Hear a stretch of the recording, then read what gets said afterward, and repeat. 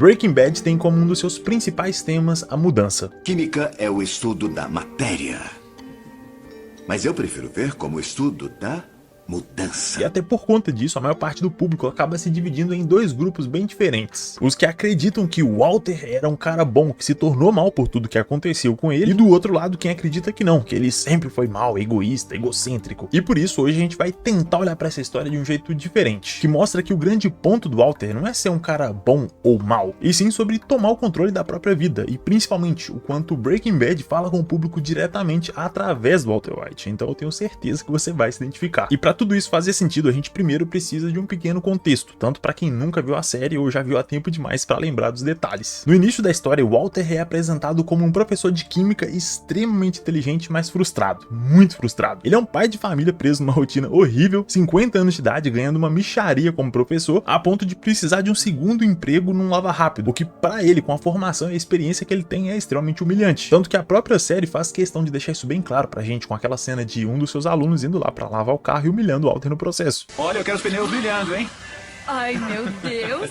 Você não vai acreditar em quem tá lavando o carro do Chad. Já dentro de casa as coisas conseguem ser ainda piores. O casamento dele com a Skyler parece totalmente morno, sem nenhum tipo de paixão, de sentimento. Parece mais um negócio, uma empresa que tá quase falindo, do que realmente um relacionamento que a gente olha e dá vontade de ter um parecido. E acho que um dos maiores exemplos do quão falido é esse relacionamento é o que acontece no aniversário dele, já que nesse dia que era pra ser especial, esse é o presente que o Walter recebe da própria esposa. Isso! 56! Ele não recebe respeito, admiração, desejo, nem da própria esposa. Tudo pra deixar bem claro pra gente o quão destruída é a vida do Walter nesse início. E esse aqui também é um ponto meio polêmico de Breaking Bad, já que a Skyler é vista por parte do público como uma megera manipuladora que tenta controlar a vida toda do Walter, e do outro lado vista como uma vítima. Isso é uma discussão muito mais complexa que ainda vai voltar nesse vídeo, mas vamos por partes. Até porque a gente ainda tem que apresentar mais um membro dessa família, o Walter Jr. Ele tem paralisia cerebral que acaba atrapalhando bastante na locomoção dele, dando ainda mais trabalho para os seus pais, ao mesmo tempo que ele idolatra o seu tio Hank, que é um agente da narcóticos. E a relação do Walter com o Hank também é importante, mas bem complicada. Isso porque o Hank representa nesse início da história o macho alfa. Um cara espaçoso que toda hora tá fazendo uma piadinha pra zoar o Walter, o que ele provavelmente nem fazia por mal, mas ainda assim causava um efeito muito ruim no Walt. E tem até uma cena que eu acho que exemplifica isso muito bem, em que o Hank vira pro Walt e fala: cara, se acontecer alguma coisa com você, pode deixar que eu vou cuidar da sua família. O que talvez, do ponto de vista dele, era uma forma de dar apoio, de falar: cara, se você precisar, eu tô aqui, se a sua família precisar, eu tô aqui. Só que do ponto de vista do Walt, por conta do contexto, aquilo foi uma ofensa, uma afronta absurda, já que com essa simples frase, o Hank tava tirando dele totalmente a sua masculinidade, meio que jogando na cara dele que ele era alguém incapaz de prover a segurança, a estabilidade financeira e social para sua própria família, algo que todo mundo espera dele como o homem da casa, o que automaticamente faz a gente odiar a Skyler e o Hank não gostar tanto assim do Júnior, além de ficar se perguntando: pô, mas como que um cara tão inteligente como o Walt, com um nível de experiência, de conhecimento que ele tem, um químico foda desse, acabou com uma vida tão merda, tão fodida assim? Será que ele nunca teve uma oportunidade na vida? Então, pior que ele teve. Há muitos anos o Walter fundou uma empresa com seu melhor amigo da época da faculdade, o Elliot, e foi também quando ele começou a namorar a Gretchen, que na época era sua assistente de laboratório. Eles até chegaram a ficar noivos e só não casaram porque o Walt se sentiu incomodado, menosprezado, inferiorizado pela família dela, que era muito rica. Foi exatamente nesse momento que ele também decidiu vender a sua parte da empresa pro Elliot por só $5.000. Anos mais tarde, a empresa se tornou multibilionária e a Gretchen acabou se casando com o Elliot, não sobrando nada pro Walter.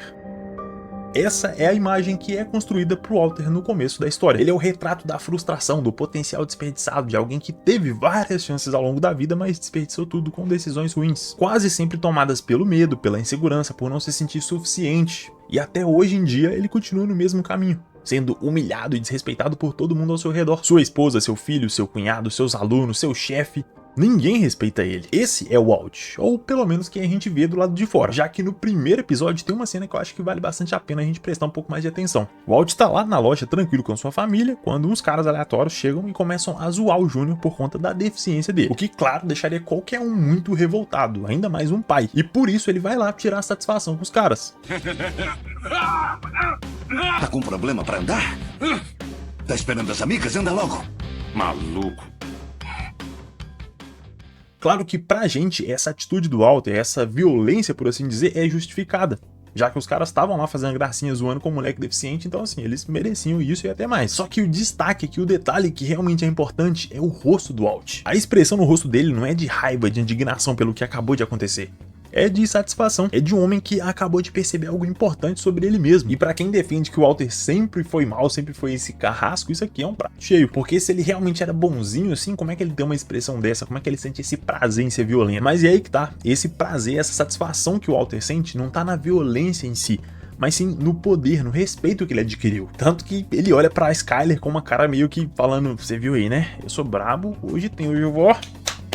Eu tô falando zoando aqui, mas realmente é isso que ele deve ter pensado, porque naquele ponto ele se viu como o homem que ele gostaria de ser, de acordo com o ideal de masculinidade que ele tinha e que ele acreditava que a Skyler também esperava dele. E por isso ele se sentiu seguro bastante pra chegar nela dessa forma, já que ali ele tinha acabado de encarnar essa figura do homem que protege a sua família, que tá disposto a fazer tudo por eles, e por isso ele merecia essa posição de respeito absoluto. Mas por enquanto, o Walt que a gente conhece ainda não é um cara mau. Ele é só um cara passivo demais. Um cara que deixa o cunhado zombar dele, o chefe aproveitar, os alunos respeitar ele completamente. Tudo isso porque nesse ponto da história ele enxerga essa passividade como uma decisão. Ele acredita que ele é um homem pacífico, que tá escolhendo não entrar nos conflitos. Só que é aí que tá, como disse a frase no início do nosso vídeo, isso não é ser pacífico, isso é ser inofensivo. O Walt nesse início parece ser uma boa pessoa só porque ele é passivo demais pra fazer qualquer coisa e não por escolha. E pra ele essa vida tava ok. Ele viveu assim por 50 anos, mas uns 30 assim seria tranquilo. Uma vida medíocre, sem grandes conquistas e tá valendo. Mas é aí que vem o primeiro grande ponto de virada. Walter é diagnosticado com câncer de pulmão inoperável no estágio avançado, o que significa que agora ele tem só alguns meses de vida. E essa aqui ainda não é a causa da virada em si, mas é um gatilho, um catalisador que vai começar todo o processo, já que a descoberta dessa doença funciona quase como uma sentença de morte, um choque de realidade que faz ele olhar para a própria vida e perceber o quão vazia ela é, o quanto ele sempre foi medroso, o quanto ele deixou de viver de verdade. Inclusive, nesse ponto a gente tem um detalhezinho que quase sempre passa batido, mas que também vai ser importante pra gente entender as decisões do Walt daqui pra frente. Em algumas cenas meio fragmentadas, espalhadas pela série, a gente vê o Walt lembrando do seu pai no hospital, falando que ele teve a doença de Huntington, que é degenerativa, e que pouco a pouco essa doença foi acabando com a vida dele, a ponto de deixar o seu pai preso numa cama de hospital sem conseguir fazer nada sozinho, com uma respiração tão fraca, tão estranha, que parecia que ele não tinha nada dentro dele, que ele era uma casca vazia, oca, e foi exatamente o medo de também se tornar assim, de também pelo mesmo caminho que o seu pai foi, se tornar alguém insignificante e fraco, que levou o Walt a tomar uma decisão tão radical, a fazer algo que ele nunca fez durante 50 anos de vida. Só nesse momento o Walt realmente se sentiu acordado, e o mais estranho é que foi a sensação da morte chegando que fez ele se sentir livre pela primeira vez. E com essa liberdade, sem o futuro para se preocupar, ele decide começar a cozinhar metanfetamina junto com Jesse Pinkman, seu ex-aluno. A justificativa inicial, que no momento parece até ser bem sincera, é dinheiro. Ele quer garantir o futuro da sua família e até faz as contas para ver quanto seria necessário para ele poder aposentar ou partir de vez. 737 mil dólares. Para ele, esse valor seria o ideal para ele poder partir e morrer em paz, sabendo que a sua família vai ficar bem por vários e vários anos. E claro que isso é moralmente errado, vender droga, entrar num esquema de tráfico nunca vai ser certo, mas ainda assim o público, a gente que tá assistindo, consegue se conectar, compreender as motivações dele e até passar um pouco de pano. Até porque no começo, o Walt, a série em si, não traz essa confiança que a gente depositou no personagem. Tanto que no primeiro confronto dele contra o Crazy Eight e o Emílio lá no trailer, em que ele tem que matar pela primeira vez, ele faz isso por não ter escolha. Ele sente remorso, ele pede desculpa, ele se importa. Então, mesmo nesse segundo passo, onde a gente sabe que ele tá fazendo uma coisa objetivamente errada, a gente ainda consegue entender o personagem. Se colocar no lugar dele e falar, pô, cara, realmente uma situação complicada, no lugar dele talvez eu faria a mesma coisa. E é interessante a gente reparar que a série tá o tempo todo fazendo esses testes, dando um passinho a mais, forçando mais uma situação pra ver até onde a gente vai apoiar o Walt mesmo sabendo que ele tá errado. Ainda assim, essa situação toda serviu pra mostrar pra ele que nem sempre o diálogo vai ser o suficiente e que às vezes a violência é necessária. O que mais uma vez se conecta com aquela primeira cena em que os moleques estavam tirando onda com o Junior e ele teve que intervir. E até aqui eu acho que o público em si não discorda tanto. Todo mundo acredita que o Walt ainda tava num caminho justificável, ele tava indo num caminho tentando fazer as coisas certas sem virar o vilão que ele se torna depois. Mas aí a gente chega no ponto que divide completamente a comunidade de Breaking Bad, que é justamente o momento em que o Walt recusa a ajuda do Elliot e da Gretchen, que estavam oferecendo tudo pra ele, um emprego, um plano de saúde, pagar o tratamento que era caríssimo, que naquele momento ia resolver todos os problemas que ele tinha alegado. Ele ia poder ter um excelente tratamento, segurança pra sua família, um emprego na sua área, sem ter que aturar aluno chato, chefe folgado, mas ele não aceita por puro orgulho. Pra ele, a ideia de receber caridade, ainda mais vindo deles, era completamente inaceitável. O que ele queria era levantar levantar o dinheiro por conta própria e provar que ele era capaz de se virar sozinho, que não era só um velho triste com câncer para as pessoas terem dó dele, terem pena. Tudo porque para ele aceitar essa ajuda seria se colocar de novo naquela posição do início, de ser um coitadinho, uma vítima, uma pessoa frágil, fraca. Para ele aceitar essa ajuda ia destruir completamente a sua masculinidade e por isso ele não aceita. E para piorar, ele ainda mente para Skyler, falando que não, ele aceitou, tá tranquilo, enquanto ele continuava cozinhando metanfetamina escondido para poder levantar a grana pelos seus próprios meios. E a partir dessa escolha, a sua persona de Heisenberg começa a nascer, um nome que veio justamente de um físico muito famoso por conta do princípio da incerteza, o que combina muito bem com essa natureza imprevisível, caótica que ele começa a mostrar a partir desse ponto. E assim que o Heisenberg passa a existir, que ele é introduzido na história, muita gente começa a procurar onde foi exatamente esse ponto de mudança, onde o Walt sumiu e apareceu um Heisenberg. Só que a verdade é que ele tava lá o tempo todo, a gente só não via. Dá até pra gente fazer um paralelo com o último vídeo sobre o Clube da Luta, em que a gente tem a divisão do id, o ego e o superego no mesmo personagem, através do narrador e do Tyler. Claro que no caso do Walt não é tão literal quanto lá, mas dá pra dizer que ele também tava deixando o seu superego, que é esse lado mais certinho, que segue as regras, tomar conta no início, a ponto de criar essa segunda personalidade a partir do seu id, que é o lado mais instintivo, impulsivo, que busca o prazer imediato, para só no fim conseguir encontrar um equilíbrio com o seu ego, quando já era tarde demais. E isso torna o personagem ainda mais interessante, porque até pro próprio Walt, o Heisenberg é como se fosse um monstro interno, uma outra parte escondida que nem ele mesmo conhecia, com seus próprios traços de personalidade, instintos, necessidades, tudo diferente do Walt. Então quando ele colocava aquele chapéu preto, não era mais o Walter, e sim o Heisenberg. Esse era o seu ritual de transição de um para o outro, o que também pode ter funcionado para o Walt como uma forma de desassociar, como se ele estivesse dizendo, não, peraí, esse não sou eu, não é o Walt que tá fazendo essas coisas, é o Heisenberg. Tudo como uma forma de escapar da responsabilidade, de não ter que encarar o seu próprio lado sombrio. E até por isso ele sustenta durante tanto tempo essa máscara de um cara bonzinho que tá fazendo o necessário para proteger a sua família, e ele só vai abrir mão disso, pelo menos parcialmente, quando a Skyler confronta ele. E é nesse momento em que ele assume realmente a identidade do Heisenberg. Um professor com câncer, desesperado. Tá legal, já chega. Desesperado, forçado a trabalhar sem poder desistir. Vamos nós dois parar de tentar justificar tudo e admitir que você corre perigo. Com quem pensa que está falando? Quem você acha que está vendo? Eu não estou em perigo, Skyler. Eu sou o perigo. Essa frase famosa, eu sou o perigo, não é só uma ameaça vazia. É a expressão máxima dessa nova identidade totalmente movida por poder. E a partir desse ponto em que ele realmente assume a identidade do Heisenberg, cada um dos seus atos imorais vão só se acumulando e se tornando cada vez piores. E um dos maiores exemplos disso é justamente a morte da Jane, a namorada do Jesse, já que ele chega na casa onde os dois estavam dormindo, vê ela engasgando com o próprio vômito e escolhe não fazer nada, sendo que foi ele que virou ela de barriga pra cima e consequentemente fez ela se engasgar. Nesse ponto, o que o Walt fez foi basicamente por egoísmo, para poder se livrar de uma chantagem, para tirar uma pedra, um obstáculo do caminho. Claro que do ponto de vista dele, aquela era uma ação para proteger também o Jesse dessa má influência que ela representava, porque por mais distorcido e bizarro que seja, o Walter tinha um cuidado, um carinho com o Jesse. Eles têm uma espécie de relação paterna bem bizarra, bem distorcida, mas ainda assim tem. Só que essa decisão de não só não impedir, como causar a morte da Jenny também tem consequências trágicas para várias e várias pessoas na cidade, já que o pai dela, que era controlador de tráfego aéreo, fica completamente destruído e acaba causando aquele acidente que mata quase 200 pessoas no processo. E tudo isso, todas essas mortes, só aconteceram por conta da ação do Walt, ou nesse caso o Heisenberg. E a série faz questão de deixar isso bem claro, iniciando o episódio com aquela cena do ursinho na piscina, ou que no começo a gente não entende, ou acha que é um trailer do 21 Pilots, pra só depois a gente ligar os pontos e perceber como é tudo um efeito dominó. Uma ação que ele tomou pra se proteger, e entre muitas aspas, proteger o Jesse, acabou resultando nisso tudo. Inclusive a relação desses dois é muito complexa, muito interessante, porque tem momentos que fica bem claro que eles se importam de verdade um com o outro, e tem outros que tá claro também que eles estão só se usando para alcançar um objetivo, o que é um assunto complicado demais pra gente falar aqui, senão o vídeo ia ficar gigantesco. Então se vocês quiserem um vídeo dedicado ao Jesse em algum momento, é só comentar aí embaixo que a gente faz. O mais interessante é que pro Walt, essa relação com o Jesse mostra que em momento algum ele virou esse monstro absurdo que não se importa com nada e ninguém. Ele ainda era um ser humano, alguém que se importava com outras pessoas, que tinha o seu lado bom e ruim como todo mundo, e é exatamente nesse ponto que a gente conhece um dos melhores personagens da série inteira, Gus Fring. Assim que ele entra na história, o jogo do tráfico sobe para um nível completamente diferente. Fica bem claro pra gente que no início o Walt tem uma mistura de medo e respeito pelo Gus. Ele olha pro Gus e vê aquilo que talvez um dia ele quer se tornar,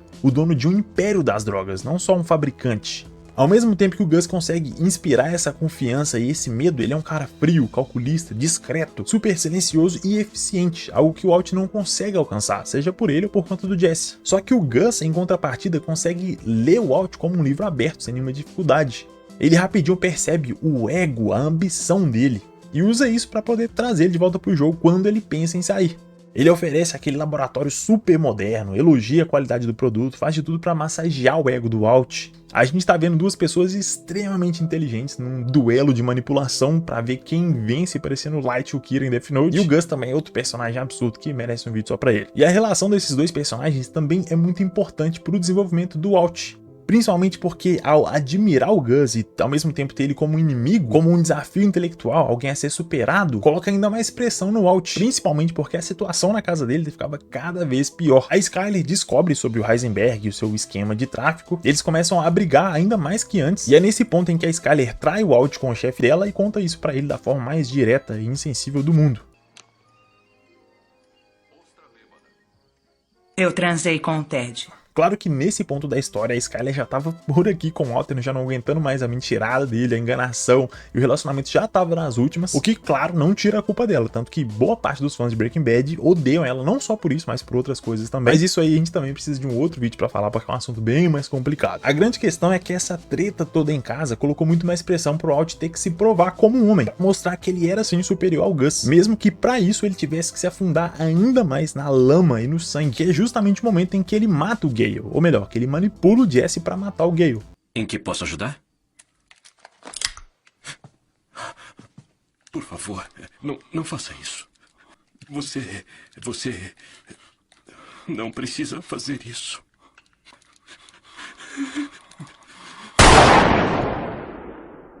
Pra mim, essa aqui é uma das mortes mais pesadas, mais tristes da série inteira, se não for a mais triste, porque o Gale é super gente boa, ele é um cara inocente naquele contexto ali, né? Claro que ele ainda fazia parte de um esquema de tráfico de drogas internacional, mas acho que vocês entenderam o que eu quis dizer. E mesmo assim, mesmo ele sendo esse cara, gente fina, o Walt decide matar ele pra garantir a sua própria segurança. Agora, lembra lá no comecinho do vídeo em que eu falei do Walt se posicionando pela primeira vez pra ser um homem de verdade, pra proteger a sua família a qualquer custo? Pois é, e eu usei essa expressão lá naquele inicinho justamente porque aqui, na hora de matar o Gale, ele vê a situação da mesma forma. Ele justifica pra si mesmo que ainda é pela sua família e por isso ele tá certo. O Walt se recusa a falar, eu sou o vilão, eu sou o cara mau. Ele pode até falar que ele é o perigo, mas isso é muito mais um sinal de poder e não de moralidade. O que combina perfeitamente com a nossa frase inicial. Ser perigoso é ter o potencial de causar dano, é ter força pra isso e não ser mal. Não é uma discussão sobre moralidade, e sim sobre potencial, sobre ser capaz de escolher. E agora ele era. O Walt começa a ficar viciado nessa sensação de poder. Se antes ele não conseguia se impor, se posicionar, agora ele não conseguia desistir, não conseguia abrir mão. Ele finalmente estava conseguindo causar algum impacto no mundo, sentir que ele importava. E isso começa a deixar claro pra gente que o Walt não mudou de um cara bom pra um cara mau. Ele passou da inação, da passividade pra ação, pra atividade. Ele deixou de ser inofensivo e aqui sim ele poderia ter escolhido ser pacífico, mas ele não fez isso, muito pelo contrário. Ele escolheu ser o perigo, ser violento. Quando ele entra no tráfico, o Walter passa a ser um viciado, e não nas drogas que ele fabricava, mas no poder, na sensação de agência, de decisão, de escolha. E esse comportamento de viciado fica muito claro em vários momentos da série, em que ele tem a oportunidade de sair do jogo, de parar, de ter uma vida segura com sua família, mas ele sempre arruma uma desculpa diferente. Não, eu preciso cozinhar mais até terça-feira, preciso fabricar 1 quilo, 100 quilos, a metilamina vai estragar, a gente precisa fazer mais esse e aquele negócio. Nesse ponto ele precisa disso, precisa dessa sensação de poder que o negócio traz. E pra gente não ficar com nenhuma dúvida de que isso realmente é um processo que tá acontecendo com ele, nem quando o câncer entra em remissão ele desiste. Na verdade ele nem sequer para pra pensar sobre isso tudo, ele só segue em frente, como se nada tivesse mudado. Porque assim, no início ele começou com esse plano de entrar pro tráfico, de fazer dinheiro, meio que naquela pira, né? Tipo, vou morrer mesmo, então foda-se. Só que quando ele descobre que o câncer tá em remissão, que ele vai ter mais tempo de vida, isso deveria pelo menos fazer ele parar pra pensar, mudar de opinião. Só que não é o que acontece. É que nem você descobrir que você vai morrer em 1 ano e aí você pega dinheiro com 5 AJ diferentes, gasta tudo e depois descobre que o diagnóstico tá errado, que você não vai morrer. Com a diferença de que no caso dele, ele ainda tem a opção de parar, de sair disso, de contar a grana e pensar, pô, velho, acho que já tá bom, né? Já fiz um pezinho de meia aqui, minha família já tá bem, eu vou curtir ali com eles esses 2 anos que eu ganhei e boa. Mas não, ele simplesmente continua. Ele tem a necessidade desesperada de ser reconhecido, de se afirmar, de sentir poder. E isso só piora depois que ele consegue vencer o Gus no seu próprio jogo, explodindo ele no asilo de uma cena muito foda, diga-se de passagem.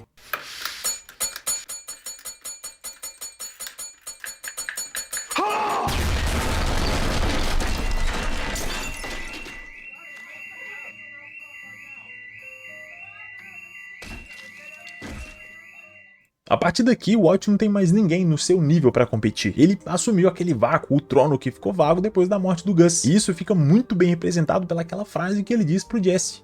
Jesse, você perguntou pra mim se eu estava no negócio do cristal ou do dinheiro. Em nenhum. Eu estou no negócio do poder. E esse é exatamente o ponto, não é mais sobre fazer dinheiro pra família, não é nem sobre sobreviver, é sobre poder, influência, legado, pra provar pra si mesmo, pro Elliot, pro mundo inteiro, que o Walter White é superior, que ele é mais inteligente. O que por um lado funciona e por outro marca a queda moral absurda que ele vai sofrer a partir daqui. Agora o Walt presencia a morte de uma criança sem nenhum tipo de remorso ou arrependimento, mata o Mike, alguém que ele temeu por muito e muito tempo, simplesmente por ter entrado no seu caminho, e por mais que ele pareça ter um pouquinho de culpa depois de matar o Mike, isso logo desaparece. E aí vem o plano para matar 10 pessoas na prisão ao mesmo tempo em 2 minutos, tudo para deixar bem claro pra gente que o Heisenberg agora tá em outro nível, que ele tá realmente se tornando o mestre do crime, o dono de um império. A família que antes era a sua principal motivação, agora se torna um obstáculo a ponto da Skyler se sentir uma refém dentro da própria casa. Ele já não precisa mais do chapéu da transição, ele é o Heisenberg o tempo todo. Aqui ele ainda parece acreditar que ele pode ter os dois, o império e a família, o que obviamente não tem como dar certo. O câncer volta com tudo, o Hank finalmente descobre a verdade e o Walt ainda tenta de todas as formas possíveis contornar a situação, até forjando uma confissão, colocando a culpa no Hank, tudo pra tentar equilibrar esses dois lados, esses dois mundos, o que pra ele era o seu lado perigoso e o seu lado bom, o lado familiar que dava sentido pra tudo. Só que a essa altura, do jeito que tava, era impossível, e ele só percebe e aceita isso de verdade quando o Hank é morto. O desespero do Walt implorando, oferecendo todo o dinheiro que ele tinha pra salvar o cunhado, tudo porque ele era o último vínculo, o último laço que ele tinha com a sua família. O Walt sabia que se o Hank morresse, ele nunca mais ia ter sua vida de volta, que a Skyler e o Jr. jamais iam perdoar ele, e por conta disso a morte do Hank destrói ele completamente. Ele perdeu tudo. Faça longe.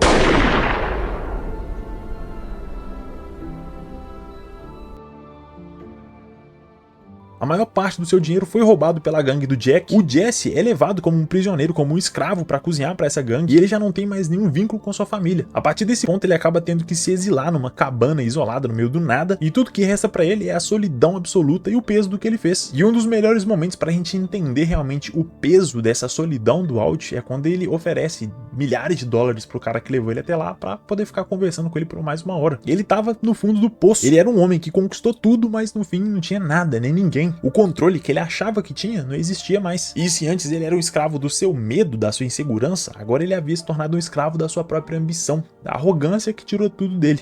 A gente ainda vê o seu retorno, tentando resolver tudo, consertar o que tinha sobrado da sua vida, mas ainda assim o final da série não é uma redenção pro Walt, é só um fechamento, para deixar bem claro pra gente a mensagem que foi passada em cada episódio. Quando ele vê o Elliot e a Gretchen na TV diminuindo a contribuição dele pra afundar a empresa, ele fica completamente fora de si, e por isso ele vai atrás dos dois, ameaça eles pra garantir que o seu dinheiro vai chegar na sua família, usando eles como intermediários, e começa a acabar com as pontas soltas, envenenando a Lydia, que foi sua parceira de negócio por um tempo, e no confronto final ele bola aquele plano super complexo para libertar o Jesse. Ele começa indo atrás de vingança contra o Jack pela morte do Hank, pela tortura do Jesse.